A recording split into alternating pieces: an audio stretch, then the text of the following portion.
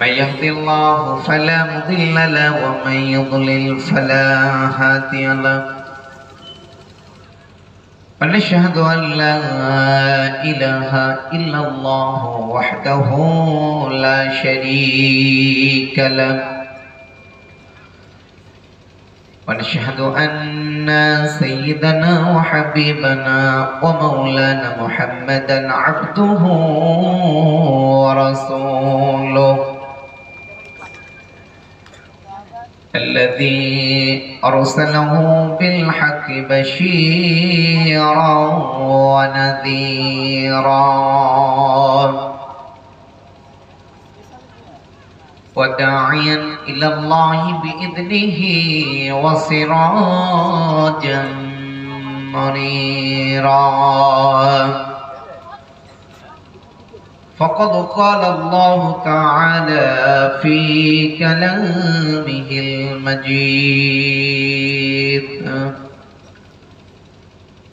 وفرقانه الحميد সকলেই জবান খুলে পড়া যায় না? জবান দিয়েছেন কে? একটু জোরে কর না, কে দিয়েছেন? আল্লাহ। আল্লাহর দেওয়া জবান দিয়ে আল্লাহর কালাম সকলে আমরা একটু তেলাওয়াত করব। হ্যাঁ, আউযু বিল্লাহি মিনাশ শাইতানির রাজীম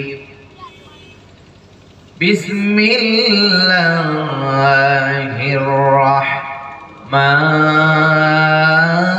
রাহমানির রাহিম إنما وليكم الله ورسوله والذين آمنوا الذين يقيمون الصلاة ويؤتون الزكاة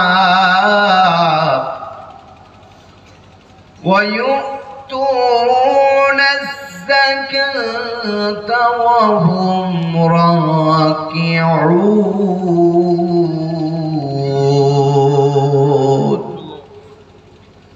صدقت يا ربنا أو كما قال عليه الصلاة والسلام من تشبه بقوم فهو منهم رواه البخاري. وقال النبي صلى الله عليه وسلم عن أنس قال سمعت رسول الله صلى الله عليه وسلم يقول إن من أشراط الساعة أن يرفع العلم ويكثر الجهل ويكثر الزنا ويكثر شرب الخمر ويقل الرجال ويكثر النساء حتى يكون ل50 إبرة قيم الواحد وفي رواية يكون العلم ويظهر الجهل رواه المتفق عليه. وقال النبي صلى الله عليه وسلم عن أبي هريرة رضي الله تعالى عنه قال قال رسول الله صلى الله عليه وسلم للمؤمن على المؤمن 6 خصال يعوده إذا مرض ويشهده إذا مات ويجيبه إذا دعاه ويسلم عليه إذا لقيه ويشمته إذا عطس وينصح له إذا غاب أو شهد رواه النسائي. وقال النبي صلى الله عليه وسلم إن الله وملائكته يصلون على النبي يا أيها الذين آمنوا صلوا عليه وسلموا تسليما اللهم صل على محمد وعلى آل محمد كما صليت على إبراهيم وعلى آل إبراهيم إنك حميد مجيد اللهم بارك على محمد وعلى آل محمد كما باركت على إبراهيم وعلى آل إبراهيم إنك حميد مجيد الحمد لله কালীনগর গ্রামবাসীর উদ্যোগে আজকের এই বিরাট ধর্মীয় জলসার সুযোগ্য সম্মানিত সভাপতি মাওলানা আব্দুল আলিম সাহেব, আল্লাহ তাআলা তার সম্মান ইজ্জত কোরআনুল কারীমের মাহফিলের সভাপতি বানায় তার ইজ্জত আল্লাহ কমাইছে না বাড়াইছে? একটু জোরে কোন না। আল্লাহ তার সম্মান ওয়ারফা'না লাকা যিকরাক বাড়ায় দিক। বারাকাল্লাহু ফি হায়াতি। সকলে বলেন আল্লাহুম্মা আমিন। আজকের মাহফিলের যে সকল কমিটির ভাইরা, বিশেষ করে আমাদের সাথে, বিশেষ করে আমার সাথে আজ এক থেকে দেড় মাস বা তার বেশি সার্বিকভাবে যোগাযোগ রেখেছেন ভাই রেজাউল ইসলাম, আল্লাহ তাআলা তাকে কোরআনের জন্য, ইসলামের জন্য কবুল করে নিক। সকলে বলেন আমিন। আজকের এই মাহফিলের পক্ষ থেকে দল মত নির্বিশেষে অন্য ধর্মের ভাইদের প্রতি আন্তরিক মোবারকবাদ, সাধুবাদ। ইন্ডিয়ান গভর্নমেন্টের দেশ রক্ষার্থে যে সকল আমার বিএসএফ ভাইরা জীবনকে বাজি রেখে, হোক সে বাংলাদেশ বর্ডার, হোক সে চীনের বর্ডার, হোক সে বার্মার বর্ডার, হোক সে পাকিস্তানের বর্ডার, কারো বাড়ি কলকাতায় ডিউটি করে দেখা যাচ্ছে আসামে, আছে না নাই? কারো বাড়ি এই নদিয়ায় দেখা যাচ্ছে ডিউটি করছে পাঞ্জাব, আছে না? আমার ওই সকল ভাইদেরকে আল্লাহ তাআলা হেফাজত করুক। ইন্ডিয়াকে বাঁচানোর জন্য, আপনাদেরকে বিভিন্ন বালা মুসিবত থেকে হেফাজত করার জন্য তারা জীবন বাজি রেখে বর্ডারে কাজ করে। কথা বলেন ঠিক কিনা? আল্লাহ তাদেরকে হেফাজত করুক। সকলে বলেন আমিন। ইন্ডিয়ান গভর্নমেন্টের পুলিশ প্রশাসনের ভাইরা, যারা আপনাদেরকে বিপদ আপদে বিভিন্ন সময় সার্ভিস দেয়, গোয়েন্দা বিভাগের ভাইরা, সাংবাদিক ভাইরা, সকলকে এই মাহফিলের পক্ষ থেকে আন্তরিক মোবারকবাদ, সাধুবাদ এবং আল্লাহ তাআলা প্রত্যেক ব্যক্তির কর্মকে এই দেশ রক্ষার্থে যেন সঠিকভাবে কাজ করার তৌফিক যেন দান করে। সকলে বলেন আমিন। আজকের মাহফিলে আপনারা যারা দূর দূরান্ত থেকে এসেছেন, গভীর রাত, শীতের রাত, তারপরে আপনারা যারা এখানে বসে আছেন, অবশ্যই আপনাদের ভিতরে ধৈর্য আছে। কথা বলেন ঠিক কিনা? আর এই ধৈর্যটাকে আমাকে দেখার জন্য না কোরআন এবং হাদিস থেকে কথা শোনার জন্য? একটু জোরে বলেন না। কোরআন আর হাদিসের কথা শোনার জন্য বসে রয়েছে। আল্লাহ আপনাদেরকে কবুল করুক। সকলে বলেন আমিন। তাহলে আজকের আপনারা এই জান্নাতি বাগানে আসতে পেরে খুশি না বেজার? যারা বললেন না তারা বেজার। কি বলেন? আপনারা জানেন ইন্ডিয়ার সাথে বাংলাদেশের সম্পর্ক, আমরা যতটুকু জানি, আমি যতটুকু জানি, ভালো একটা সম্পর্ক, বন্ধুত্বপূর্ণ সম্পর্ক। তারপরেও কিছু ইউটিউবাররা, আপনারা যেমন খুশির আওয়াজ দিলেন না, বিভিন্ন ভাবে এই যে বেশ কিছুদিন আগে যে আপনাদের ওয়ার্ল্ড কাপ বিশ্বকাপ যে খেলা হলো, এটা নিয়ে একটা সোশ্যাল মিডিয়াতে কি একটা বন্ধুত্বমূলক সম্পর্কগুলোকে ডিভাইডেড করে দেওয়ার জন্য কিছু মানুষের ইয়াতে হাতের 5টা লোক যেমন সমান না, ঠিক মানুষের মধ্যেও মানুষ আছে, তারাও কখনো সমান হতে পারে না। ভুল বুঝাবুঝি থাকতে পারে, কিন্তু আমরা সকলেই কি ইন্ডিয়ার বিরুদ্ধে ছিল? অবশ্যই না। কারণ ইন্ডিয়া আমার পাশের কান্ট্রি, আমার আগে যদি বিপদ হয় তাহলে ইন্ডিয়াই আগে পাশে আসবে, যেমনটা যুদ্ধের সময় তারা দিয়েছিল। তো যাই হোক, ভুল বুঝাবুঝি থেকে আল্লাহ আমাদের সকলকে হেফাজত করুক। সকলে বলেন আমিন। আপনারা সকলে খুশি না বেজার বলেন? যারা বললেন না, আল্লাহ তাআলা আপনাদেরকে এই গভীর রাতে, শীতের রাতে কোরআনের মাহফিলে আসার বসার সুযোগ করে দিয়েছেন। এজন্য সেই রবের দরবারে শুকরিয়া আদায় করি। সকলে বলি আলহামদুলিল্লাহ। এই রে মুসলমান, আর কতকাল ঘুমাবেন? তাসবিহ পড়তে বললাম, শুকরিয়া আদায় করতে বললাম। আল্লাহ রাসূল বলেছেন কামলাউল মিজান, কোন ব্যক্তি যদি আল্লাহ শুকরিয়া আদায় করে, মিজানের পাল্লাটা আল্লাহ তাআলা নেকি দ্বারা পরিপূর্ণ করে দেবে, ভরপুর করে দেবে। সুবহানাল্লাহ। কাল সকাল 9টার সময় বলি। আমরা আজকের মাহফিলে আসতে পেরে খুশি না বেজার? তাহলে আলহামদুলিল্লাহ আসতে বলবো না জোরে বলবো? সকলে জবান খুলে বলি আলহামদুলিল্লাহ। রব্বানা লাকাল হামদ হামদান কাসীরান তাইয়িবান মুবারাকান ফীহি।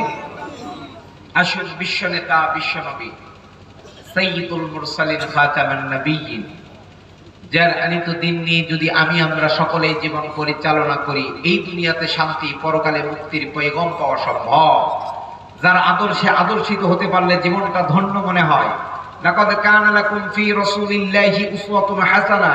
উত্তম নেতা, উত্তম আদর্শ কারো কাছে যদি পেতে চাও, স্মরণ করা লাগবে, অনুসরণ করে চলতে হবে।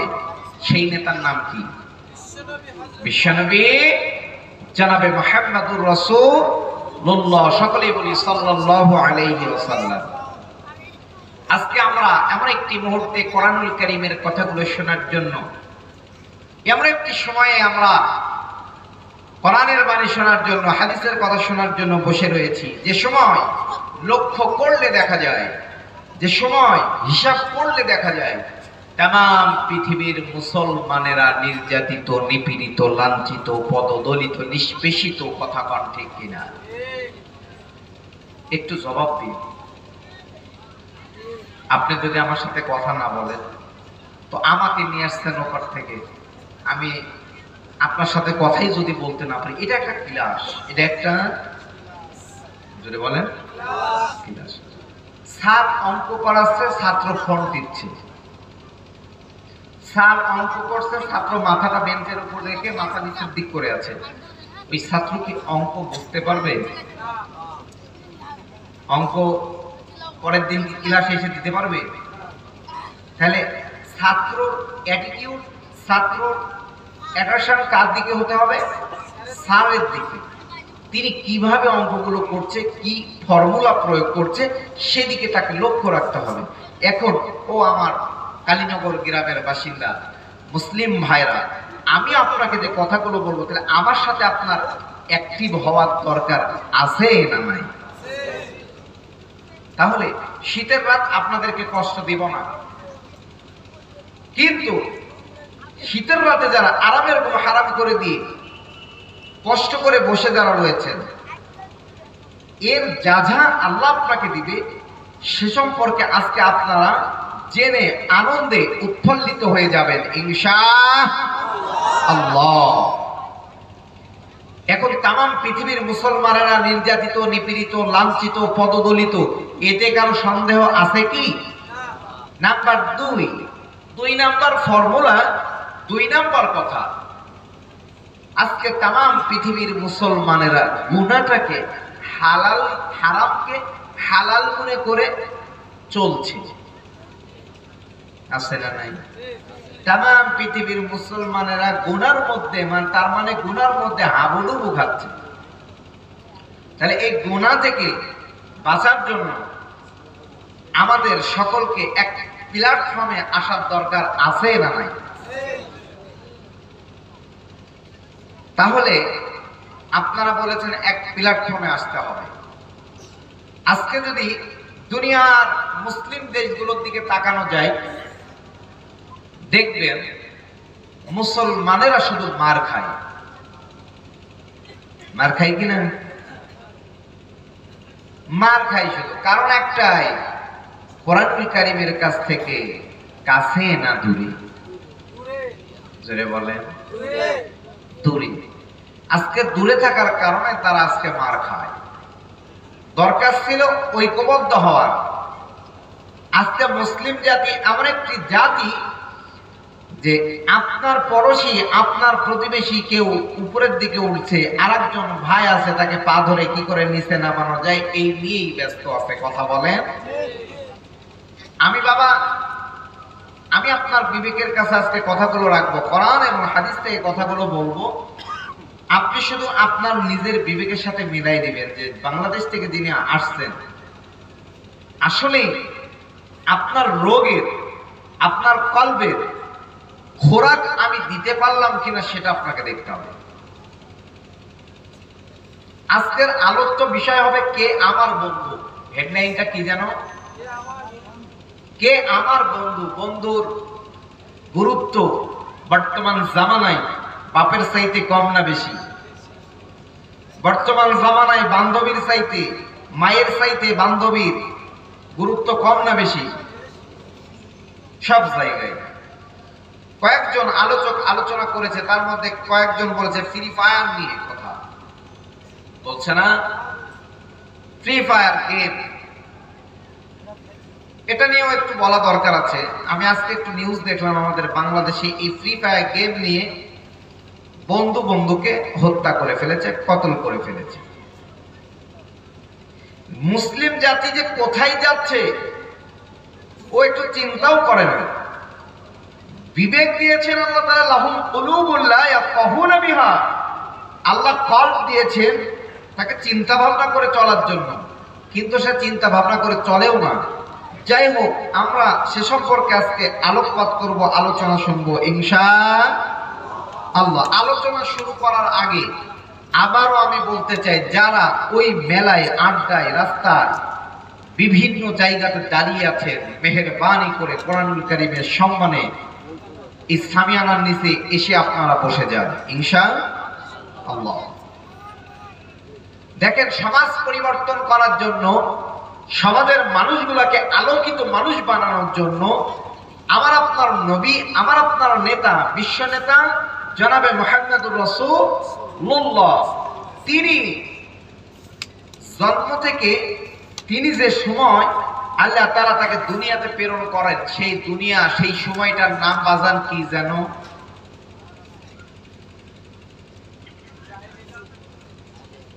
দুইজন, তিনজন। এই সাইড থেকে এখন আমি জবাব বা অ্যান্সার পাই নাই।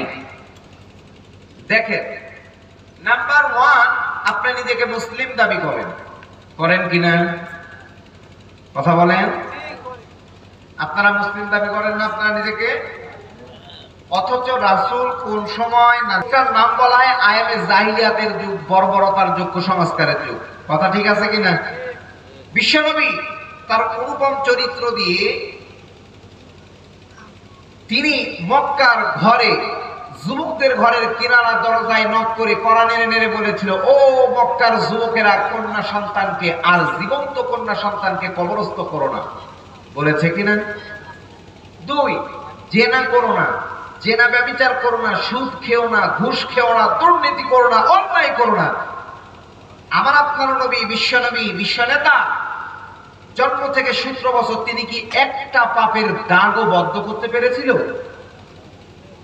কথা বলেন। আলোচনা বোঝা যায় না? আমি ভূমিকায় আছি, আপনাকে আমি আগে একটু সাত করে নিচ্ছি।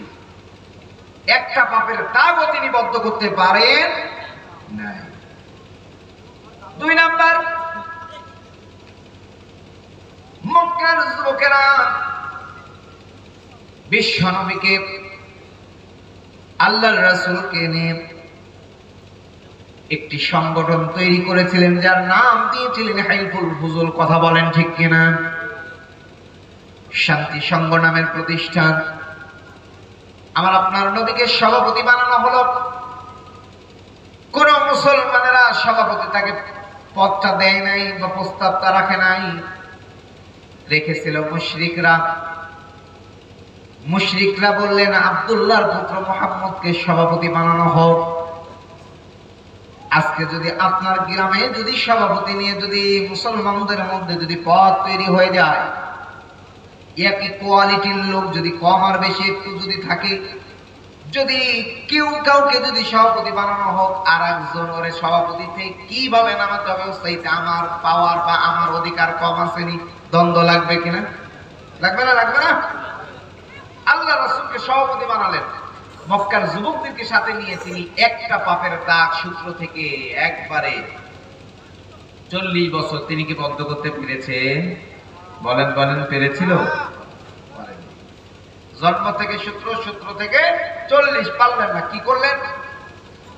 আল্লাহ রাব্বুল আলামিনের রাসূল, আল্লাহর রাসূল, আল্লাহর বন্ধু, প্রিয় হাবিব গানে ফিরাই যে আল্লাহর কাছে বললেন ফালিয়াবুদু রাব্ব হাযাল বাইত। হে কাবার মালিক, আমাকে একটা এমন একটি গ্রন্থ, এমন একটি পথ নির্দেশিকা দেন, এমন একটি সলিউশন দেন যা আমি জাতিকে দিতে পারি, জাতিকে সোনালী মানুষ বানাতে পারি। কথা বলেন। আল্লাহ রাব্বুল আলামিন বললেন সূরা ইব্রাহিমের 8 নম্বর আয়াতে জানাই দিলেন কিতাবুন আনজালনাহু ইলাইকা লিতুখরিজান নাসা মিনায-যুলুমাতি ইলান-নূর। ওগো নবীজি, আমি আপনার উপর কিতাব নাযিল করলাম, এজন্যই নাযিল করলাম যাতে করে আপনি ওই অন্ধকার যুগের মানুষগুলোকে আলোকিত মানুষ বানাতে পারেন। কথা কোন ঠিক কিনা? কোরআন। আজকে বলেন তো, সেই কোরআন যে কোরআন দিয়ে রাসূল আইনে জাহিলিয়াতকে সোনালী সমাজ গড়লেন, আলোকিত সমাজ গড়লেন। আচ্ছা, আপনারা সকলে আমাকে একটু বলবেন যদি বুঝে থাকেন, আজকে সেই কোরআন হাফেজদের সিনায় আছে না নাই? মাদ্রাসায়, মসজিদে, বাড়িতে আছে, তাই না? ধরে না, এটা একটা কাগজ বা ডায়েরি, যেটাই ধরে, এখানে আমি আগুন লিখেছি। কি লিখেছি? এটা কি পুড়বে? পুরাতে হলে কি করা লাগবে? প্র্যাকটিক্যাল করতে হবে। প্র্যাকটিক্যাল করলে কি করতে হবে? এটাকে আগুনে দিতে হবে। 2, আমি এবারে লিখলাম জল বা পানি। কি বলেন আপনারা? জল বা পানি। এখন এটা জল বা পানি লেখার পরে এটা কি ভিজবে? কথা বলেন। আমি আপনার সাথে ওই যে বলেছি ক্লাস, স্যারেরা কিন্তু দেখবেন ক্লাসের মধ্যে কি করে? জিজ্ঞাসা করে। আমি আপনাকে জিজ্ঞাসা করে নিচ্ছি, আমি আপনাকে বাংলাদেশ থেকে শুধু চেহারা দেখাতে আসিনি, আমি আপনার কলবে আজকে আঘাত আনতে এসেছি। আমি আপনাকে আজকে পরিবর্তনের লক্ষ্যে, হেদায়েতের মালিক আমি নই, কিন্তু বাল্লিগু আন্নি ওয়ালাউ আয়া বলতে এসেছি। ভিজবেও না, পুড়বেও না। পুরাতে হলে, ভিজাতে হলে কি করতে হবে? আগুনে দিতে হবে, না জলে দিতে হবে। তাহলে ভিজবে না হয় পুড়বে। এখন ধরে না, কুরআনুল কারীম লেখা আছে কিসে? কাগজে কোরআন। কি বলেন? কাগজে কোরআন ছাপানোর পরে লিপিবদ্ধ করা হয়েছে, তৈরি করা হয়েছে, তাই না? তাহলে কাগজের কোরআন, কোরআন যদি বাড়িতে যদি 1400 বছর 1500 বছরও যদি থাকে, হাফেজদের সিনাই যদি কোরআন থাকে, মাদ্রাসায় যদি কোরআন থাকে, মসজিদে যদি কোরআন থাকে, ওই কোরআন যদি ওইভাবেই রেখে দেন, তাহলে কি সমাজ পরিবর্তন হবে? বুঝেন নাই মনে হয়? ঘর পরিবর্তন হবে, মসজিদ পরিবর্তন হবে, মাদ্রাসা পরিবর্তন হবে, হাফেজরা পরিবর্তন হবে? যদি পরিবর্তন হতেই চায় তাহলে ওই কাগজের কোরআন প্র্যাকটিক্যালি সমাজে বাস্তবায়ন করার দরকার আছে না নাই? কিন্তু দুঃখ লাগে, কষ্ট লাগে, আজকের মাহফিল যে সকল ভাইরা সাজিয়েছে, এই মাহফিলটা কেন দেয়, কেন হয় বলেন তো? আপনাদেরকে কিছু ওয়াজ নসিহত শোনার জন্য। আরে হেদায়েতের মালিক আল্লাহ। আজকে যদি এই মাহফিল থেকে একটা মানুষও যদি হেদায়েত পায়, এই মাহফিলটা আমার আপনার জন্য জান্নাতের ওসিলা হয়ে যাবে।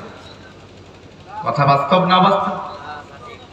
তারপরেও আপনারা কেন, যে সকল যুবক ভাইরা মাহফিলটা করবে তাদের সাথে স্বতঃস্ফূর্তভাবে আমাদের এই মাহফিলটার সাথে অংশগ্রহণ করার দরকার সকলের আছে না নাই বলেন তো? বিরোধিতা করা যাবে? আরে ভাই মাহফিল হচ্ছে, আজকে মাহফিল হওয়ার কারণে শাড়িগাল, বাউল গান, এই যে যত সকল গানগুলো আছে, যাত্রাগুলো উঠে গেছে। কথা বলেন? মাহফিল বদ্ধ করবেন, কোরআনের কথা বদ্ধ করবেন, বাতিলরা আপনার আমার উপর মাথা চারা দিয়ে বসবে। আমাদের বাংলাদেশের কথা বলছি, এক এমপি বলছে যে এই তাফসীর মাহফিল আর এই ইসলামী জালসাগুলো হওয়ার কারণে সমাজ থেকে শাড়ি গান, বাউল গান, মানে ফকরিন্দি, লালন গীতি যা আছে সব কিছু আজকে উঠে গেছে, শুধু মাহফিল আর মাহফিল। মুসলিম কিন্তু কত বড় কথা বললো। আল্লাহ হেফাজত করুক সকলকে, বলেন সকলে বলে আমিন। তাহলে আমরা এই মাহফিলটা সুন্দরভাবে সাজানোর জন্য আমরা সকলে এই প্রোগ্রামটাকে সুন্দরভাবে, জান্নাতি বাগানটা যেভাবে সুন্দর হয়, এজন্য আমরা বিরোধিতা না করে, আমরা কোনো কথা না বলে সকলে একসাথে হাতে হাত মিলিয়ে কাজ করার দরকার আমাদের আছে না নাই? আল্লাহ আমাদেরকে সকলকে সঠিক বুঝদান করুক, সকলে বলেন আমিন। তাহলে কোরআন হাফেজদের সিনায়, মসজিদে আছে, মাদ্রাসায় আছে, সকল জায়গায় আছে। তাহলে যদি সমাজ পরিবর্তন করা যায়, সমাজ পরিবর্তন যদি করতে চান, তাহলে ওই কাগজের কোরআন সমাজে বাস্তবায়ন করার দরকার আছে না নাই? পরিবারে আছে না নাই? ভাই কতটুকু জমি পাবে, বোন কতটুকু জমি পাবে, যদি কোরআন দিয়ে যদি ওই কাগজের কোরআন যদি প্র্যাকটিক্যাল করেন, তাহলে ভাই কি বোনের জমি অন্যায় ভাবে মেরে দিতে পারে? ভাই ভাইয়ের জমি বাপের কাছ থেকে, সকলের হক মেরে বাপের কাছ থেকে লিখে নিতে পারবে? জোরে বলেন পারবে? মসজিদের সভাপতি, ক্যাশিয়ার রাখি যদি কোরআন দিয়ে যদি মসজিদ চালানো হতো, তাহলে কি দুর্নীতি করতে পারবে? যদি হাফেজদের সিনায় কোরআন যদি থাকার পরেও যদি প্র্যাকটিক্যালি যদি চলতো, তাহলে আজকে আলেম উলামাগুলো কি অন্যায় পথে পা বাড়াতে পারবে? কেউ পারবে না। আলেমরা পারবে না, মসজিদে থেকে দায়িত্বরত ব্যক্তিরা পারবে না, মাদ্রাসা থেকে পারবে না, ঘর থেকে পারবে না। কিন্তু আচ্ছা আপনারা বলুন, তাহলে ওই কোরআন, তাহলে এখনো সমাজে আমরা কাগজের কোরআন প্র্যাকটিক্যালি কেউ দেখি? কথা কি বুঝতে পেরেছেন আপনারা? রাসূল কোরআন দিয়ে সমাজ পরিবর্তন করলেন, আর আজকে আমার আপনার ঘরে কোরআন, কিন্তু সমাজ পরিবর্তন হচ্ছে না। এজন্য আল্লাহ রাব্বুল আলামিনের কাছে যদি আপনারা, কালীনগর গ্রামের বাসিন্দারা যদি আল্লাহর কাছে যদি আপনারা কোরআনুল কারীমের কাছে যদি প্রশ্ন করে জানতে চান, কোরআন তোমাকে মেনে যদি জীবন পরিচালনা করি কি লাভ হবে, তুমি বলে দাও, তুমি জানিয়ে দাও। কোরআনুল কারীম সূরা জুমারের 27 নম্বর আয়াতে জানাই দিয়েছেন, ওয়ালাকাদ দারাবনা লিন-নাসি ফি হাযাল কুরআনি মিন কুল্লি মাসালিন লাআল্লাহুম ইয়াতাযাক্কারুন। চিৎকার দিয়ে বলেন আল্লাহু আকবার।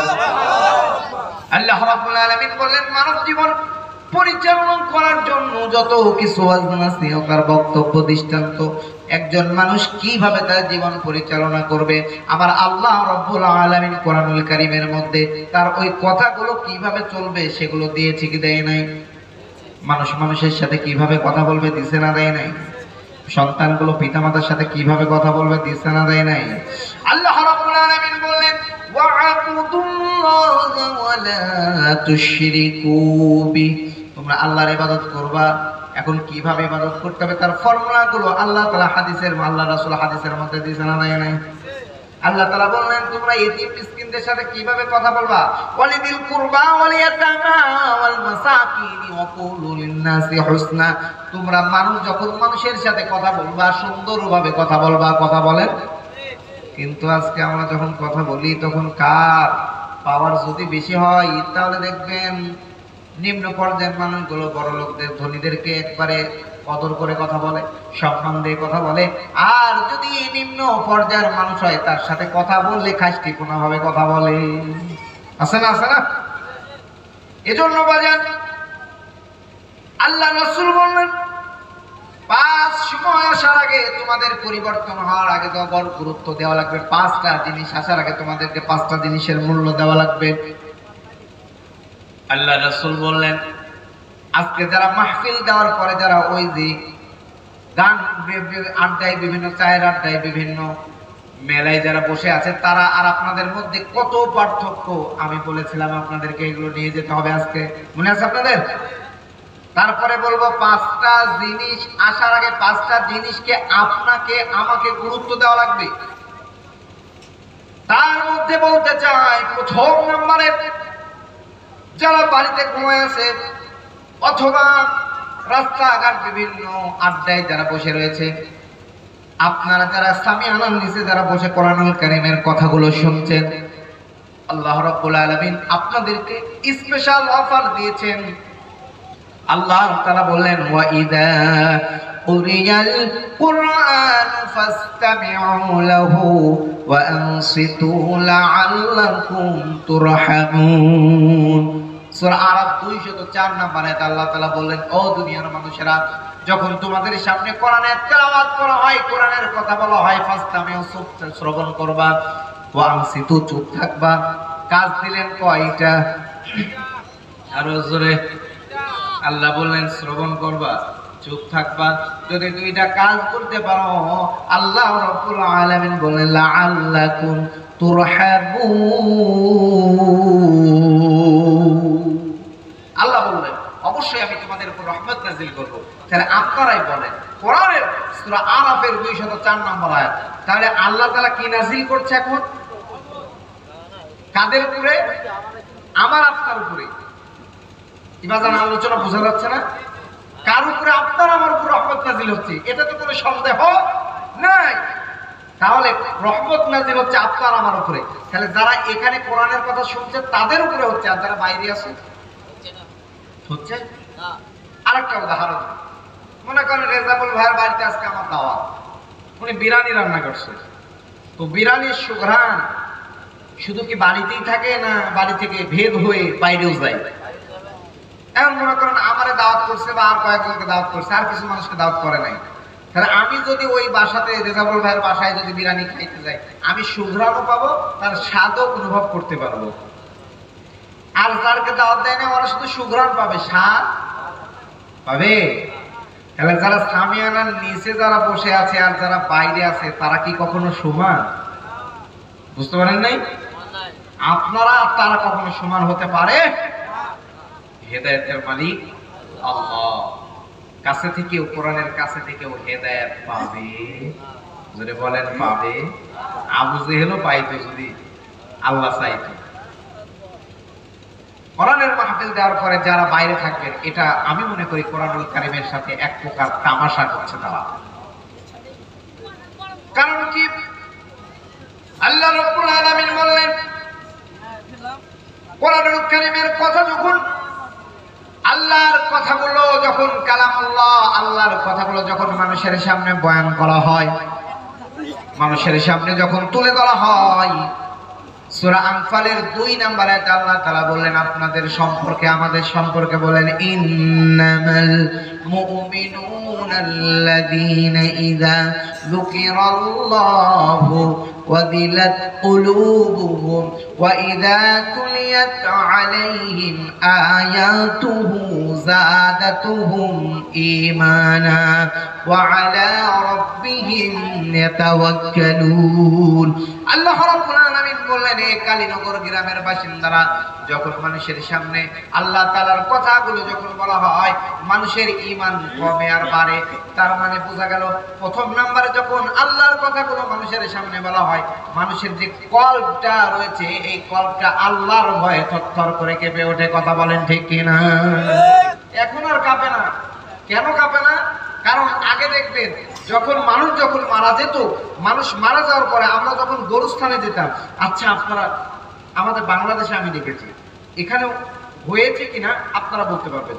আগে যখন দেখা যাচ্ছে 5-7 বছর আগে, 5 বছর আগে কমপক্ষে, এরকম 5-7 বছর আগে যখন মানুষ মারা যেত, আমরা দেখেছি মানুষ কবরস্থানে যাওয়ার পরে দুনিয়াবি গল্প করতে দেখিনি। আমি কি মিথ্যা বলছি? আমি দেখেছি যে গ্রামে বা যে বাড়িতে মারা গেছে তার পাশের বাড়িওয়ালা ভয়ে হোক, একদিন হোক, 2 দিন হোক, 3 দিন হোক, 1 সপ্তাহ হোক, অনেকে মানে পুরোভাবে নামাজ শুরু করে দিয়েছে, অনেকে নামাজ পড়ছে, শুরু করেছে বা বাদ দিয়ে দিয়েছে পরে। কিন্তু এখন মানুষ মারা যাওয়ার পরে, কবরস্থানে যাওয়ার পরেও মানুষের দুনিয়াবি গল্প শেষ হয় না। আমাদের এদিকে হয়, এদিকেও কি হয় নাকি? সমাজেও রোগ আছে, কিন্তু আল্লাহ রাসূল বললেন তোমরা কবর জিয়ারত বেশি বেশি করো। প্রথম পর্যায়ে নিষেধ ছিলেন, পরে কিন্তু বেশি বললেন। কেন? কারণ কবরের কাছে যখন আপনি আমি যাব, কবর দেখলে মৃত্যুর কথা কত বেশি স্মরণ হয়। কিন্তু আমরা কপাল পোড়া জাতি, কবর দেখার পরে আমাদের ভয় হয় না। কপাল পোড়া জাতি, লজ্জা লাগে, কবর দেখার পরে আপনার আমার দিল কাঁপে না। অথচ হযরত উসমান রাদিয়াল্লাহু তাআলা আনহু জান্নাত জাহান্নামের কথা শুনলে যতটা ভয় না পেত, কিন্তু হযরত উসমান রাদিয়াল্লাহু তাআলা আনহু হাদিসের মান নিয়ে একটু ইখতিলাফ রয়েছে। তারপরে আপনাকে শিক্ষা দেওয়ার জন্য, জ্ঞানের জন্য বলছি, হযরত উসমান রাদিয়াল্লাহু তাআলা আনহু যখন কবরের পাশ দিয়ে যখন তিনি হেঁটে যেতেন, তখন তার দাড়িগুলো, চোখের পানিগুলো পড়ে দাড়িগুলো ভিজে ভিজে টপ টপ করে জমিনে পড়তো। সাহাবীরা জিজ্ঞাসা করলেন, উসমান রাদিয়াল্লাহু তাআলা আনহু, আপনি কেন কবরের পাশে যখন আসেন তখন এত কেন কান্নাকাটি করেন, এত কেন কান্নাকাটি করেন, কারণটা কি? হযরত উসমান রাদিয়াল্লাহু তাআলা বললেন, কবর এমন একটি ঘর, এমন একটি জায়গা, কবর যদি আমাকে আপনাকে যদি রেহাই দিয়ে দেয়, কবর হলো প্রথম মঞ্জিল। কবর যদি আপনাকে আমাকে রেহাই দিয়ে যদি দেয়, কবর থেকে যদি আমরা বেঁচে যাই, তাহলে প্রত্যেকটা ধাপ আমরা বেঁচে যাব। আর কবর যদি আপনাকে আমাকে যদি আটকা দেয়, যেমন পাসপোর্ট করে যদি কেউ যখন বিদেশে যায়, যদি ভিসা করে যখন যায়, পাসপোর্টের সমস্যা থাকলে ভিসায় সমস্যা থাকলে আটকা দেয়, সমস্যা না থাকলে যেমন চলে যায়, ঠিক তেমনি ভাবে কবর যদি আপনাকে আমাকে আটকা দেয়, তাহলে প্রত্যেকটা মঞ্জিল গুলো আপনার আমার জন্য কঠিন হয়ে যাবে। কথা বলেন ঠিক কিনা? কিন্তু আজকে কবর দেখলে আমাদের ভয় হয় না। এজন্য আল্লাহ বললেন, ইন্নামাল মুমিনুনা আল্লাযীনা ইযা যুকিরাল্লাহ, যখন মুমিন বান্দাগুলোর সামনে যারা ঈমানদার, নিজেকে মুমিন দাবি করে, ঈমানদার দাবি করে, যখন তাদের সামনে আল্লাহর কথা বলা হয়, তাদের কলটা আল্লাহর ভয় থরথর করে কেঁপে ওঠে। 1 নাম্বার আল্লাহর ভয়, আপনার আমার হৃদয় এখন কাঁপছে। কথা বল। 2 নাম্বার, ওয়া ইযা তুলিয়াত আলাইহিম আয়াতুহু যাদাতুহুম ঈমানা, ঈমান নামক ব্যাটারি যেটা আছে, চার্জ যদি কমে যায়, চার্জ দেওয়া লাগে, চার্জ দিলে ফোনে চার্জ হয়, চার্জ বোঝা গেল, চার্জ দিলে ফোনে চার্জ কমে বাড়ে। আল্লাহ তাআলা বললেন, মানুষকে তৈরি করার পরে মানুষের ঈমান নামক ব্যাটারিটা, ওই ঈমান নামক ব্যাটারিটা তার কমে এবং বাড়ে। কথা কন। এজন্য ওয়াইদা তুলিয়াত আলাইহিম আয়াতু, যখন আপনাদের সামনে কোরআনুল কারীমের কথাগুলো যখন বলা হয়, আয়াত তেলাওয়াত করা হয়, তখন আপনাদের ঈমান কমে আর বাড়ে। ওয়া আলা রাব্বিহিম ইয়াতাওয়াক্কালুন, 3 নাম্বার গুণ, বিপদ আপদ মুসিবত যা আসুক না কেন, সকলে কার উপরে ভরসা করব? হযরত আবু বকর আল্লাহর রাসূলকে নিয়ে গারে সুরে যখন অবস্থান করলেন, এক পর্যায়ে যখন কাফের মুরতাদিরা যখন চলে আসলো, আবু বকর কান্নায় ভেঙে বলেছেন, ভয় পেয়েছিল।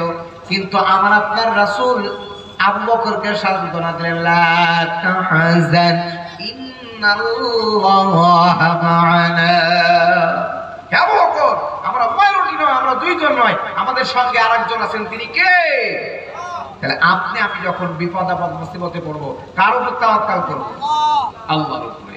তাহলে আমরা যারা এই যে মাহফিলের মধ্যে আছি, আমাদের উপর রহমত নাজিল হচ্ছে, আর যারা বাইরে আছে এগুলো বঞ্চিত। হাদিসের মধ্যে আছে রাসূল সাল্লাল্লাহু আলাইহি ওয়াসাল্লাম বললেন, পাঁচটা জিনিসের আগে তোমরা, রাসূল বললেন তোমাদের উপর চারটা কাজ নাজিল হয় যারা কোরআনের কথা, যারা আজকে যারা এই মাহফিলটা দিয়েছেন। শুধু তাই নয়, যারা আজকে জান্নাতি বাগান সাজিয়েছে তাদের জন্য, এবং শুধু তাই নয়, যারা সামিয়ানার নিচে বসে আছে তাদের উপরে কি হবে দেখেন।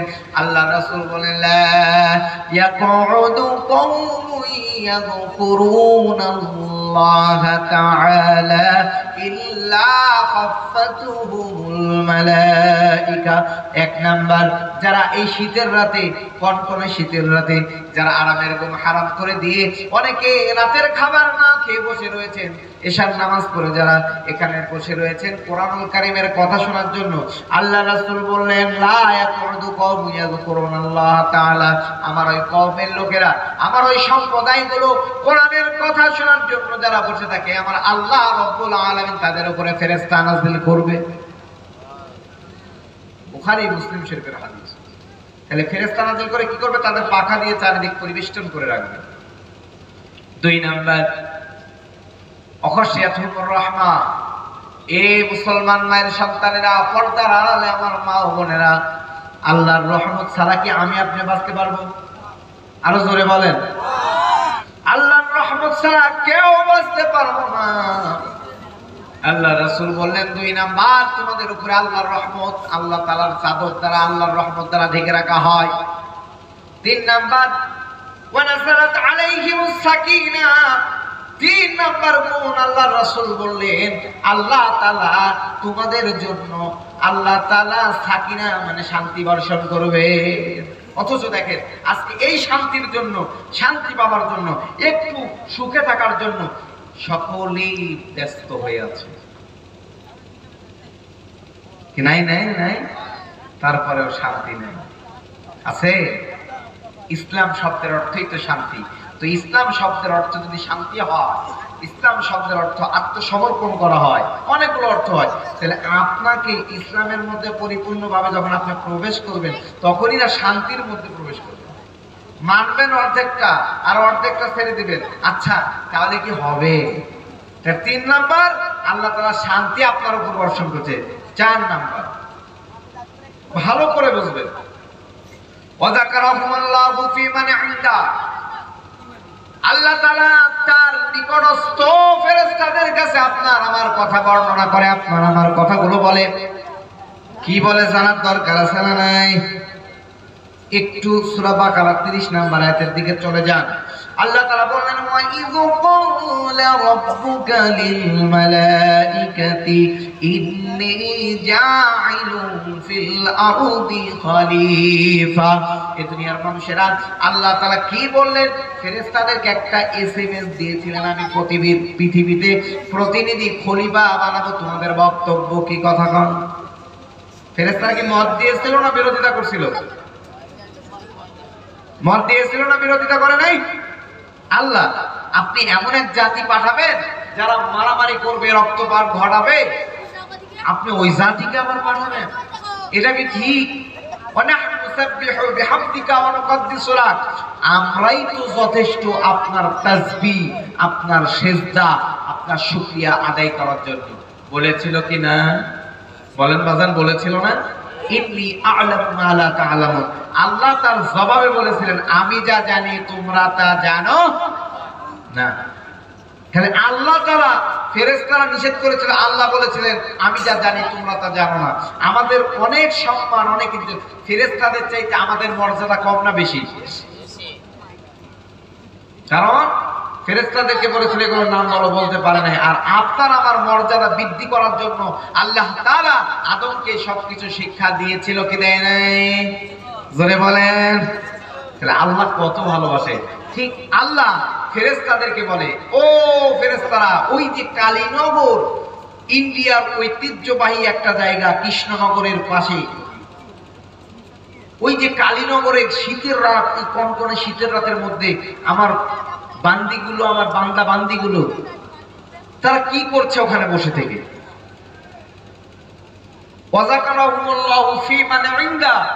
আল্লাহ তার নিকটস্থ ফেরেশতাদের কাছে আমার আপনার কথা বর্ণনা করছেন যে ওরা কি করছে ওখানে।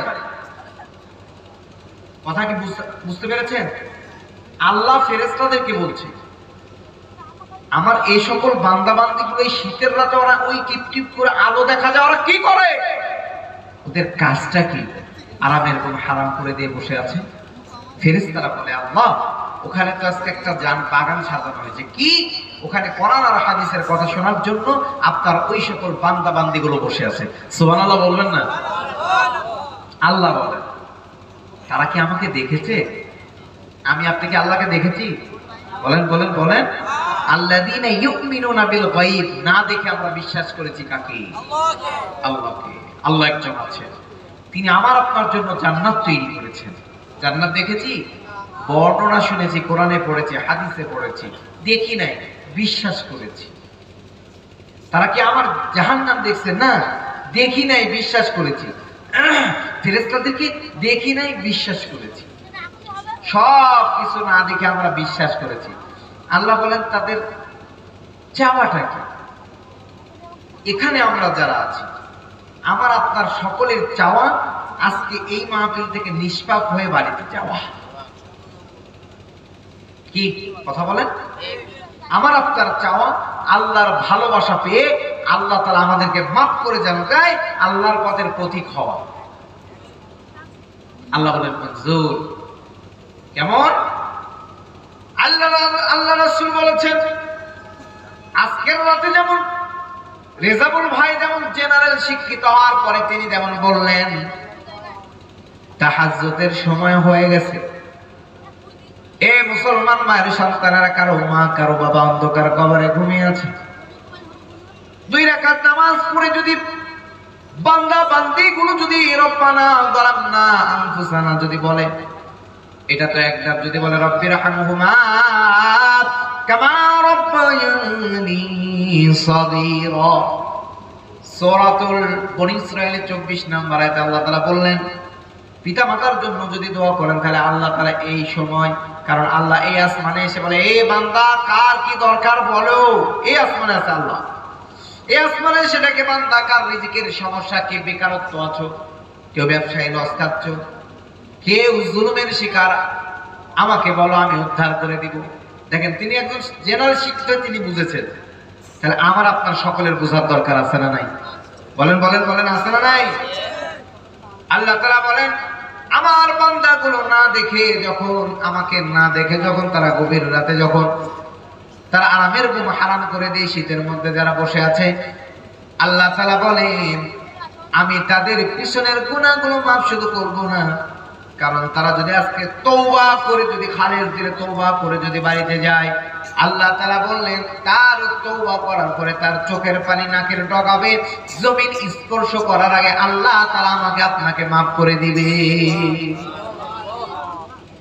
আল্লাহকে যদি ডাক দেন, আল্লাহকে যদি গভীর রাতে যদি আপনি বলেন রব্বানা যালামনা আনফুসানা ওয়া ইল্লাম তাগফির লানা ওয়া তারহামনা লানাকুনান্না মিনাল খাসিরিন। আদমকে আল্লাহ স্পেশাল দোয়া শিখিয়ে দিলেন, আপনাকে আমাকে সেই দোয়া শিখিয়ে দিলেন যারা নিজের নফসের উপরে জুলুম করে ফেলেছে, অত্যাচার করে ফেলেছে। যদি আল্লাহ আপনি আমাকে ক্ষমা না করেন, মাফ যদি না করেন, দয়া যদি না করেন, রহম যদি না করেন, দুনিয়াতে মানুষ যদি বিপদে পড়ে বিপদ থেকে উদ্ধার হওয়া যায়, ভাই যদি বিপদে পড়ে হয় বড় ভাই তাকে উদ্ধার করে না, বাবা উদ্ধার করে না, আত্মীয় স্বজন উদ্ধার করে, কিন্তু কিয়ামতের দিন কঠিন মুসিবতের সময় যদি আপনি আমি বিপদে পড়ে যাই, যদি আল্লাহ তাআলা আপনাকে আমাকে যদি রহম না করে, দয়া না করে, মায়া না করে, লানাকুনান্না মিনাল খাসিরিন, সকল বান্দা বান্দীগুলো ক্ষতির মধ্যে নিমজ্জিত হয়ে যাব। কথা বলেন ঠিক কি না? সকলেই ক্ষতির মধ্যে পড়ে যাব। এজন্য রাসূল বললেন পাঁচটা জিনিস আসার আগে 5টাকে কদর করো, সম্মান করো, গুরুত্ব দাও, আজকের যে আলোচ্য বিষয় কি আমার বন্ধু, তার মধ্যে প্রথম বন্ধু হলেন আল্লাহ। কে হলেন? আল্লাহর সাথে বন্ধুত্ব স্থাপন করার শর্ত হলো চারটা। এই আল্লাহর সাথে বন্ধুত্ব স্থাপন করতে হলে অনেক লম্বা আলোচনা, আমরা চারিদিক নিয়ে ইনশাআল্লাহ যাব। আল্লাহ রাসূল বললেন, পাঁচটি জিনিসের আগে পাঁচটি জিনিসকে কদর করো, পাঁচটি জিনিসকে সম্মান করো, পাঁচটি জিনিসের গুরুত্ব দাও। সেই পাঁচটি জিনিসের আমার আপনার সকলের গুরুত্ব দেওয়ার দরকার আছে না নাই? মাইকের আওয়াজ যত দূরে যাচ্ছে আজকের মাহফিল থেকে আপনাকে বলতে চাই, এক নাম্বার রাসূল বললেন, অসুস্থ হওয়ার আগে তুমি সুস্থতাকে প্রাধান্য দাও। কথা মনে হয় বুঝেন নাই? বুখারীর বর্ণনা, রাসূল বললেন, অসুস্থ হওয়ার আগে সুস্থতাকে প্রাধান্য দাও। এই মুসলমান মায়ের সন্তানেরা, এখানে এমন যুবকেরা রয়েছে, পর্দার আড়ালে আমার বোনেরা রয়েছে, আমার মায়েরা রয়েছে, মুরব্বী বাজাররা রয়েছেন, সুস্থ থাকতে আল্লাহর দাসত্ব আর গোলামি করেন না, এরকম মুসল্লি আছে না নাই? আছে না? আছে না? আমার পর্দার আড়ালে আমার মা বোনেরা রয়েছে, এখনো নামাজ পড়ে না, এরকম মা বোন আছে না নাই? অনেক মুরব্বী রয়েছে, দাড়ি পেকে গিয়েছে, যুবক ভাইরা রয়েছে, সালাত আদায় করে না, আছে না নাই? আল্লাহ রাব্বুল আলামিন বললেন, এই দুনিয়ার মানুষরা, তোমাদেরকে আমি তৈরি করলাম কারণ একটা, আমার দাসত্বের গোলামি করবা। এখানে মনে রাখবেন, সুস্থতা, অসুস্থ হওয়ার আগে সুস্থতাকে কদর করো, তার মানে বুঝেন, আল্লাযী খালাকাল মাউতা ওয়াল হায়াতা লিয়াবলুয়াকুম আইয়ুকুম আহসানু আমালা।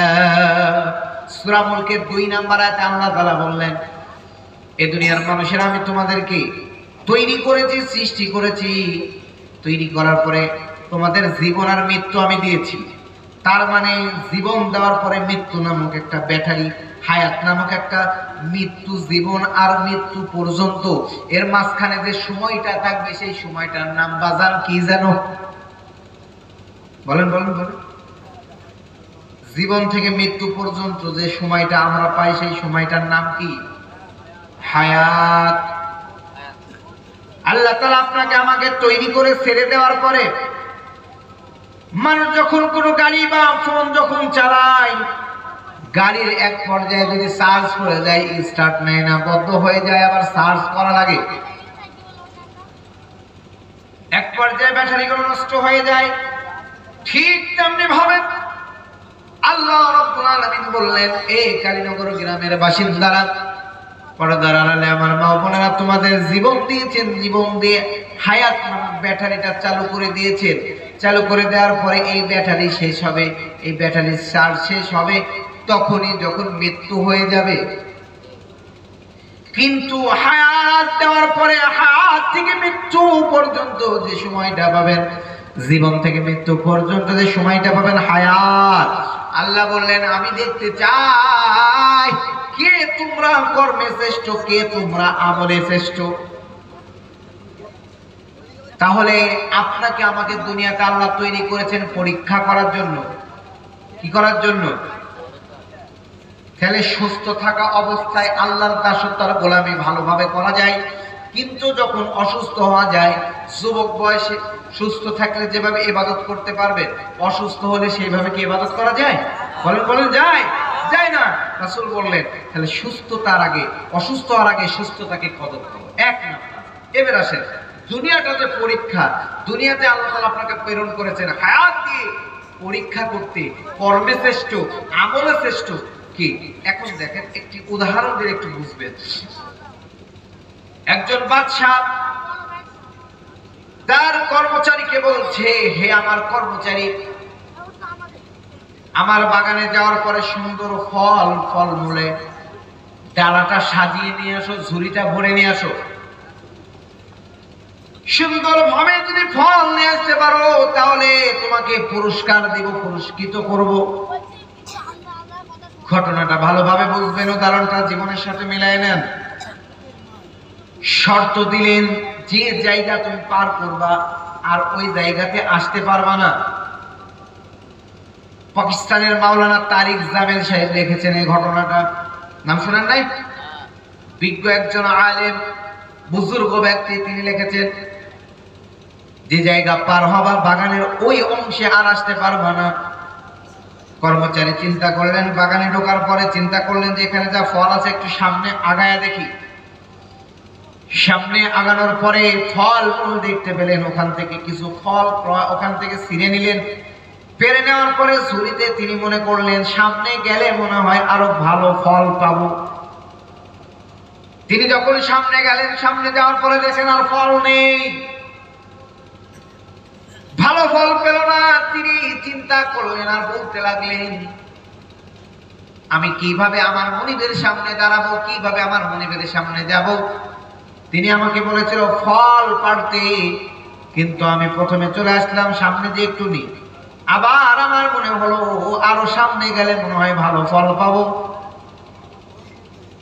আবার পিছনে আসা যাবে না। তাহলে একটু নিজের বিবেককে প্রশ্ন করুন। আল্লাহ তাআলা আপনাকে আমাকে তৈরি করার পরে বললেন ওমা খালাকতুল জিন্না ওয়াল ইনসা ইল্লা লিয়াবুদুন, আল্লাহর দাসত্ব আর গোলামি করার জন্য আপনাকে আমাকে তৈরি করেছেন। আল্লাহ বলেন আলাস্তু বিরাব্বিকুম, আমি কি তোমাদের রব নই? সেই রূহের জগতে বলেছিলেন, কথা বলেন, বলে নাই? বলে নাই? আমি কি তোমাদের রব নই? আমি কি তোমাদের প্রভু নই? আমরা এক বাক্যে বলেছিলাম কলু বালা, হ্যাঁ অবশ্যই আপনি আমাদের রব। দুনিয়ার জিন্দেগিতে যাওয়ার পরে আপনার দাসত্ব আর গোলামি করবো, আপনার পথে চলবো। কিন্তু আমরা সকলেই আজকে দুনিয়ার মোহে পড়ে আমরা মনে করছি আগামীকাল থেকে নামাজ পড়বো। এই কালীনগর গ্রামের বাসিন্দারা, যুবক ভাইরা, পর্দার আড়ালে মা বোনেরা, সামনে বসা পিতৃতুল্য মুরব্বিয়ান বাজানরা,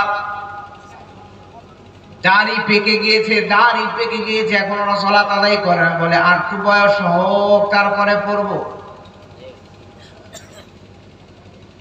বাগানের কর্মচারী যেমন ফল সামনে কিছু পারার পরে আর যাই সামনে পেল না, পিছনেও পেল না। মুসল্লিদের মধ্যে, বান্দা আল্লাহর বান্দা বান্দির মধ্যে এমন বান্দা বান্দি রয়েছে যারা বলে জুমার সালাত আদায় করবো, আগামী দিন পড়বো। কথা বলেন? এই আগামী দিন করতে করতে এক সময় হাত্তা লাআল্লি আ'মালু সালিহান ফীমা তারাকতু কাল্লা, মৃত্যু তার কাছে যখন চলে আসে, মৃত্যু নামক মূল্যবান সম্পদটা যখন তার কাছে এক পর্যায়ে চলে আসে, সূরা মুমিনুনের 99-100 নম্বর আয়াতের মধ্যে আল্লাহ বলছেন হাত্তা ইযা হাদারা হাতাহুমুল মাউত, মৃত্যু যখন উপস্থিত হয়ে যায়, মৃত্যু যখন চলে আসে, মৃত্যু আসার পরে বান্দা বান্দিগুলো বলতে থাকে আয় রব, আয় মালিক, দুনিয়ার জিন্দেগিতে আমাকে প্রেরণ করুন। দুনিয়ার জিন্দেগিতে বেঁচে থাকা অবস্থায় যে কাজগুলো করি নাই, দাসত্ব করি নাই, গোলামি করি নাই, সালাত আদায় করি নাই, যাকাত ফরজ দিই নাই, দিব, রমজানে রোজা করি নাই, রোজা রাখবো, হজ ফরজ হয়েছে হজ করি নাই, করব, কিন্তু আল্লাহ কি আর সুযোগ দিবে? তাহলে আপনাকে আমাকে সেই ঝুরি যদি বোঝাই করতে হয় 7 থেকে 10 বছর থেকে শুরু করে ঝুরি বোঝাই করা লাগবে। কথা বলেন ঠিক কিনা?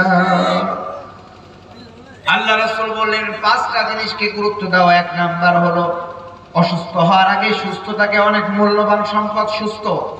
সুস্থ হলে ব্যক্তি বুঝতে পারে অসুস্থ হওয়ার সময় সুস্থতার কত কদর।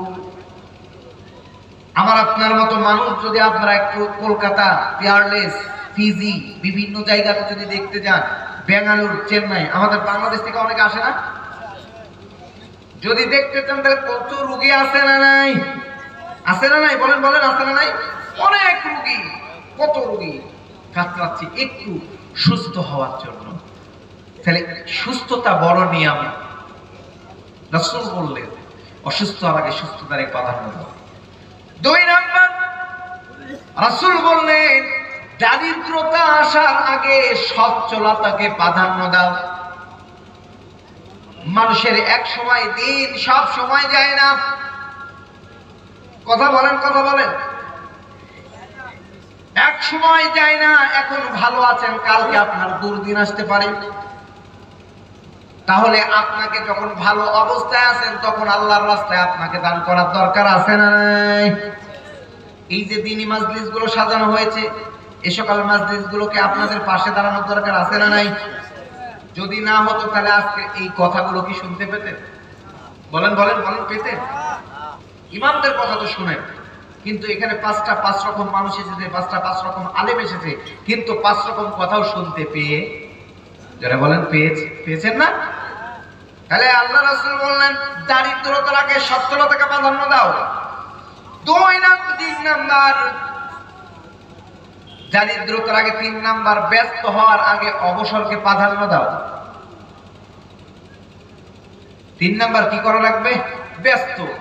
আজকে মানুষ দুনিয়ার শুধু ব্যস্ত নিয়ে, দুনিয়ার কাজ নিয়ে, দুনিয়ার মোহ নিয়েই ব্যস্ত। হুব্বুদ দুনিয়া রাসু কুল্লি খাতিআ। দুনিয়ার মোহ, দুনিয়ার মহব্বত কিসের কারণ? কিসের কারণ বলেন? ক্ষতির কারণ।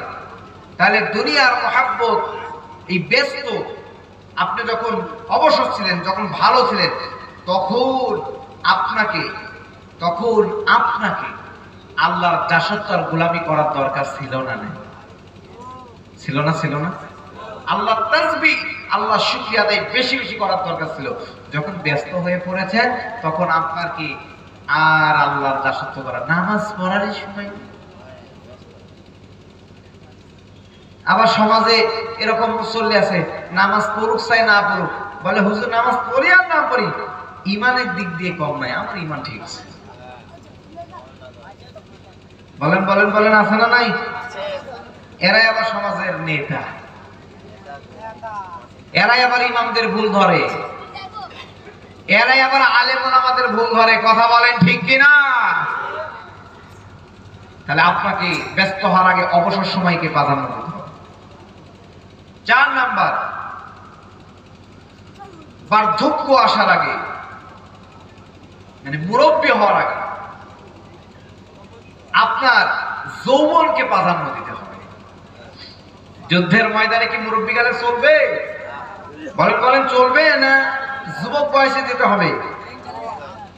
যুবক বয়সে যে ইবাদত করবেন, মুরব্বী বয়সে ওই ইবাদত আর যুবক বয়সের ইবাদতের পার্থক্য আছে না নাই বলেন তো? যুবক বয়সে রুকু করবেন একবারে টান টান, যুবক বয়সে সেজদা দিবেন সুন্দরভাবে, কিন্তু মুরব্বী কালে যখন দেখবেন মাথায় চলে না, মানে রুকু যাইতে দেরি উঠতে দেরি নেই। আছে না এরকম মুসল্লি? সেজদায় কপাল ঠেকলো কিনা, ও সেজদায় যাইতে দেরি উঠতে দেরি নেই। নামাজে 7টি অঙ্গের উপরে সেজদা করা, জোরে বলেন কি জানো? আপনাদেরকে একটু ট্রাই করছি আমি, কারণ আপনারা সকলেই মুসলিম দাবি করেন, অথচ এগুলো না জানলে লজ্জা ছাড়ার কিছু না। ধরেন আমার কোনো অমুসলিম ভাইরা, আমার কোনো হিন্দু ভাইরা আপনাকে প্রশ্ন করলো, ভাই সেজদা করেন তো সেজদা কার উপরে কিভাবে করেন একটু বলেন। আপনাকে প্রশ্ন করলো, আমাকে করলো, আমি বলতে পারলাম না, তাহলে লজ্জা আছে না নাই? লাগবে না? 7টি বলেন তো কি কি?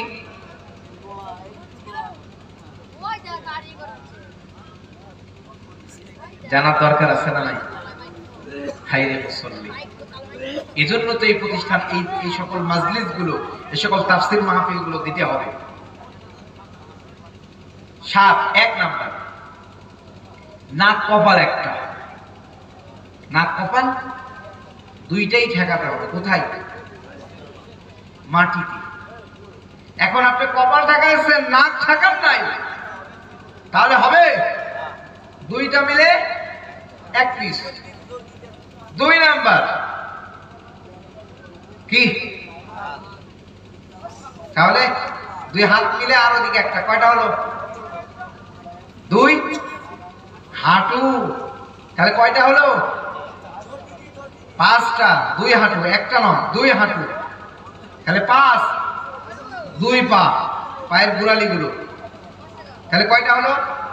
এই 7টি অঙ্গের উপরে। এখন কিছু মুসল্লি আছে কিরকম জানেন?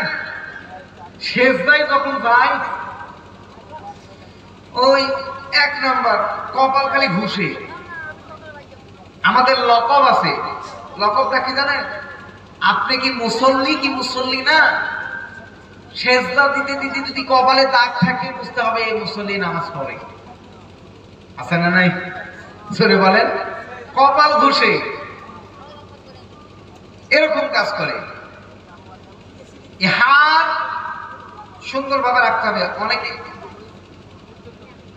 করে কিনা এদিক দিয়ে বলে আওয়ামী লীগের ভাইরা সাইড দাও, এদিকে বলে বিএনপির ভাইরা সাইড দাও।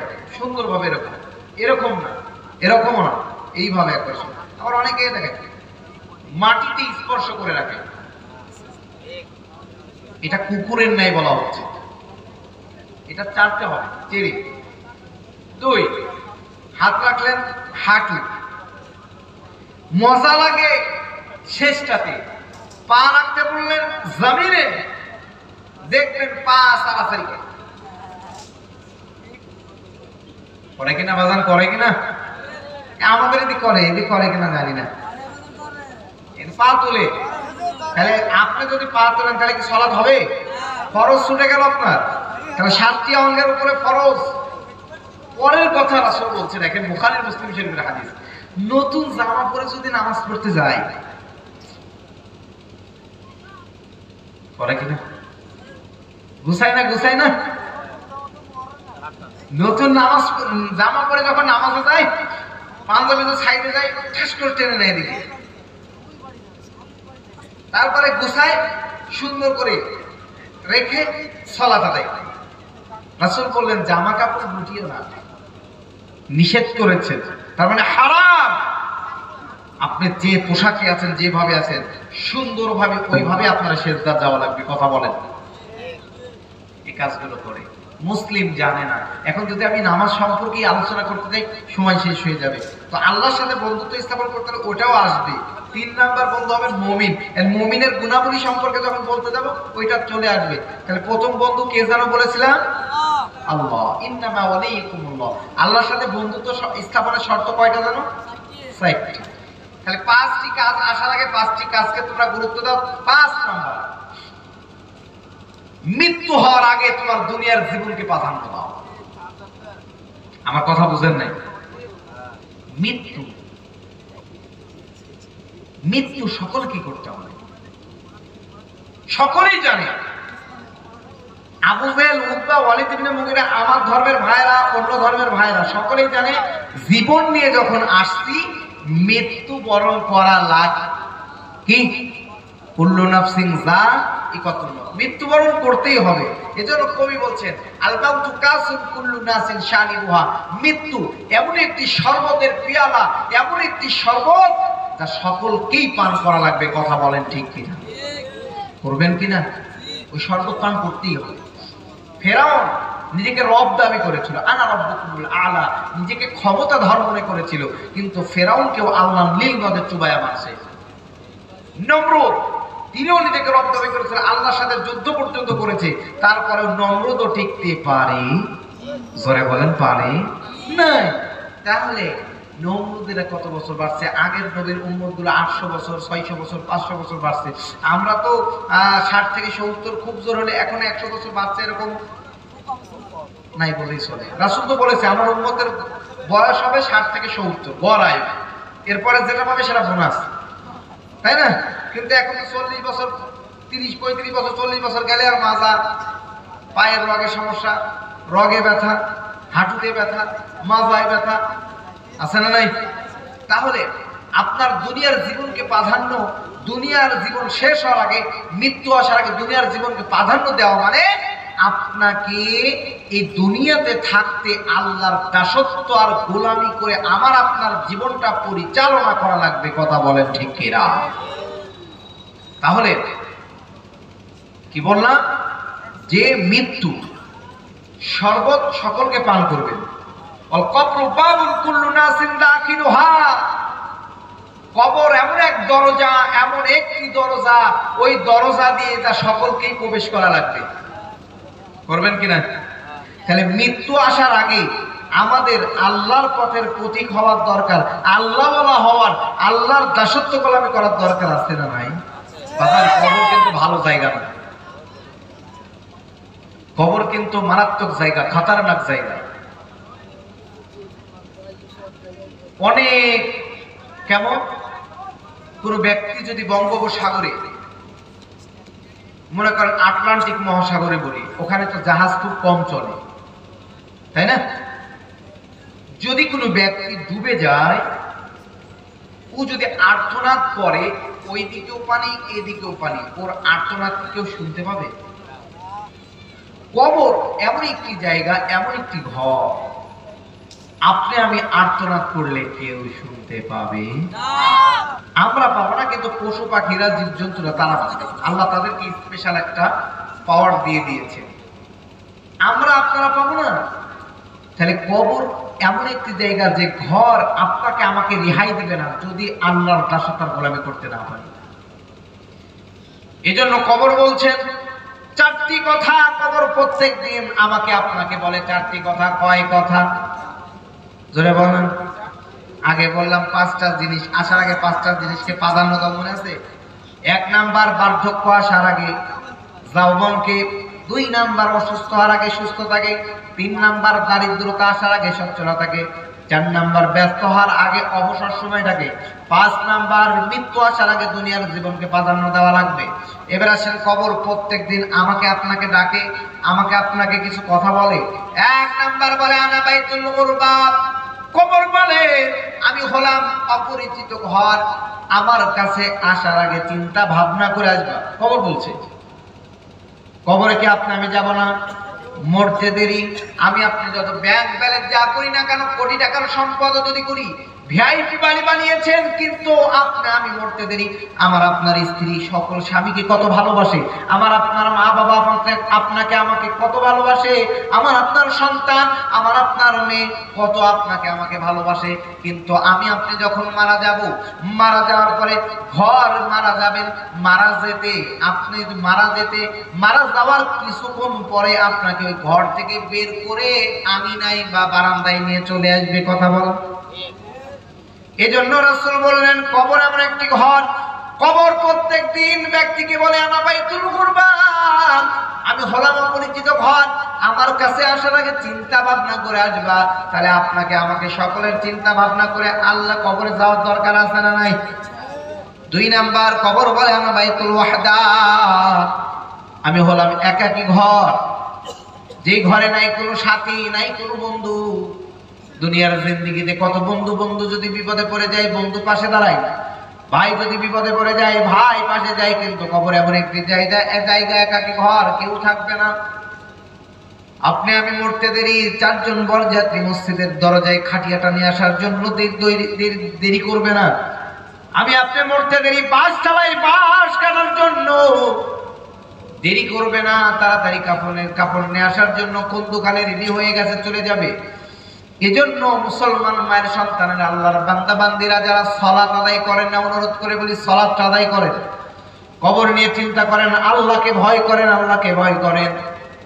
আপনি আমি একদিন থাকবো না, ইত্তাকুল্লাহ, আল্লাহকে ভয় করা লাগবে। আল্লাহ বলেন ওয়ালা তামুতুন্না ইল্লা ওয়া আনতুম মুসলিমুন, বললেন পরিপূর্ণ মুসলমান না হয়ে মৃত্যুবরণ করিও না। তার মানে আল্লাহ কিন্তু আমাদেরকে ইশারা দিলেন, বললেন পরিপূর্ণ মুসলমান না হয়ে মৃত্যুবরণ করিও না। এই আয়াতের যদি ব্যাখ্যা, এই আয়াতের অর্থ, এই আয়াতের শানে নুজুল যদি ব্যক্তিরা বুঝতো, আমার মনে হয় আমি সহ আমার দ্বারা দিয়ে আল্লাহর নাফরমানি কখনো হতো না। কথা বলেন ঠিক কিনা? তাহলে আপনি আমি মুসলমান দাবি করি, আল্লাহ বলেন ইয়া আইয়ুহাল্লাযীনা আমানুত্তাকুল্লাহ, ওহে যারা নিজেকে ইমানদার দাবি করো, মুমিনদার দাবি করো, মুমিন দাবি করো, ইত্তাকুল্লাহ, আল্লাহকে ভয় করো। আল্লাহ বলেন ভয় করলে হবে না, যেভাবে ভয় করা দরকার, যেভাবে ভয় করা দরকার। আমার আপনার দ্বারা যদি অন্যায় কাজ হয়, আল্লাহকে ভয় করতে হবে। আল্লাহর ভয় নিয়ে আপনাকে আমাকে চলতে হবে। ওয়ালা তামুতুন্না ইল্লা ওয়া আনতুম মুসলিমুন, আর পরিপূর্ণ মুসলমান না হয়ে মৃত্যুবরণ করতে নিষেধ করেছেন। আল্লাহ বলেছেন পরিপূর্ণ মুসলমান না হয়ে মৃত্যুবরণ করিও না। তাহলে মুসলমান না হয়ে মৃত্যুবরণ করিও না, তার মানে মুসলমান শব্দের অর্থ যেমন আত্মসমর্পণ করা। তাহলে আমাকে আপনাকে, আমার আপনার লাইফটা, আমার আপনার জীবনটা আল্লাহর পথে ব্যয় করার দরকার আছে না? 3 নাম্বার, কবর বলে আনা বাইতুদ দুদ, আনা বাইতুত তুরাব, কবর বলে 3 নাম্বার, আমি হলাম পোকামাকড়ের ঘর, আমি হলাম সাপ বিচ্ছুর ঘর। আপনাদের ইমাম সাহেব বা অনেক আলোচকের আলোচনা থেকে আলোচনা শুনেছেন। আমার প্রিয় ব্যক্তিবর্গ আব্দুর রহমান মিরাজি সাহেব, উনি জান্নাতের বর্ণনা দিতে যে জান্নাতের খাবার সম্পর্কে সুন্দর কথা বলেছেন। প্রত্যেক আলোচক আজিজুর ভাই সহ সকলেই সুন্দর কথা বলেছেন। তাহলে আল্লাহ তাআলা বললেন 3 নাম্বার, রাসূল বললেন যে কবর হলো পোকামাকড়ের ঘর, সাপ বিচ্ছুর ঘর। 4 নাম্বার কবর বললেন আমি হলাম মাটির ঘর। কবরে নাই কোনো বিছানা, নাই কোনো বালিশ, নাই কোনো কম্বল, নাই কোনো জাজিম। শীতের রাতে বাড়িতে গেলে কম্বল পাবেন। আগে মানুষ ল্যাপ ব্যবহার করেছে, এখন উন্নত মানের কম্বল ব্যবহার করছে, এগুলো পাবেন। কিন্তু কবর এমন একটি জায়গা, কবর বলে আমি মাটির ঘর, আমার কাছে আসার আগে চিন্তা ভাবনা করে আসবা। তার মানে আপনাকে আমাকে কবর প্রত্যেক দিন ডাকে। ও কালীনগর গ্রামের বাসিন্দারা, আমার মুরব্বী বাজানরা, পর্দার আড়ালে আমার মা বোনেরা, অনুরোধ করে বলতে চাই যেন সালাত আদায় করেন না, নামাজ আদায় করেন না। হায়াত পেয়েছেন, জীবন পেয়েছেন, সালাত পড়েন না, দাড়ি পেকে গিয়েছে, নামাজ পড়েন না। যুবক ভাইরা মনে করেছে হয়তো আমি আগামীকাল বুক ফুলিয়ে গাড়ি চালায় আবার বাঁচবো, কিন্তু না, আজকের রাতটা আমার আপনার জন্য শেষ রাত্রি হতে পারে। কথা বলেন। আপনি যদি বলেন হুজুর আপনি যদি আমার পা ধরেন তাহলে সালাত আদায় করবো, আমি আপনার পা ধরতেও রাজি আছি, তারপরে ভাই অনুরোধ করে যদি সালাতটা আদায় করেন, আমি আপনার পা ধরে আমার ইজ্জত সম্মান কমবে না। আমি আল্লাহর কাছে বলতে পারবো মালিক তোমার ওই ব্যক্তি সালাত আদায় করেছে, তুমি তো রাসূল বলেছে 7 বছর বয়স থেকে বলো 10 বছর বয়সে পার করো। কিন্তু আজকের মাহফিল রেজাবুল ভাইরা যে আপনাদের সামনে জান্নাতি বাগানটা সাজিয়েছি, এই বাগান থেকে আজকে তাদের পক্ষ থেকে আমি আপনাদের কাছে একটা SMS দিতে চাই। আমার যে সকল যুবক ভাইরা আছে যারা সালাত আদায় করো না, তারা কি আজকের মাহফিল থেকে নিয়ে আগামী